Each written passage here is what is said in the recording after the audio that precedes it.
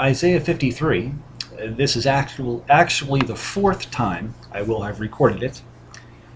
It'll probably show up as number 2, as I'm going to probably relabel things, overwrite. But this will be the actual fourth time that I recorded it. Isaiah 53. Who can believe what we have heard? Upon whom has the arm of the Lord been revealed?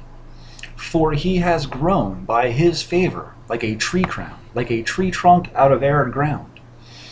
He had no form or beauty that we should look at him, no charm that we should find him pleasing. He was despised, shunned by men, a man of suffering, familiar with disease.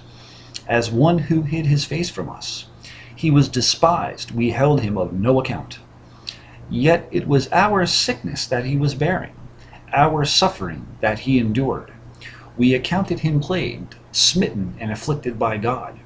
But he was wounded because of our sins, crushed because of our iniquities. He bore the chastisement that made us whole, and by his bruises we were healed.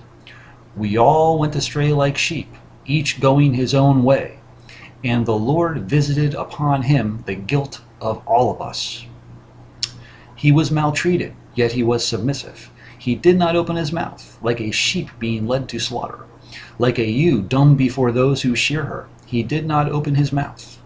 By oppressive judgment he was taken away. Who could describe his abode? For he was cut off from the land of the living through the sin of my people, who deserved the punishment. And his grave was set among the wicked, and with the rich in his death.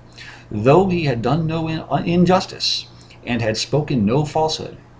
But the Lord chose to crush him by disease, that, if he made himself an offering for guilt, he might see offspring and have long life, and that through him the Lord's purpose might prosper.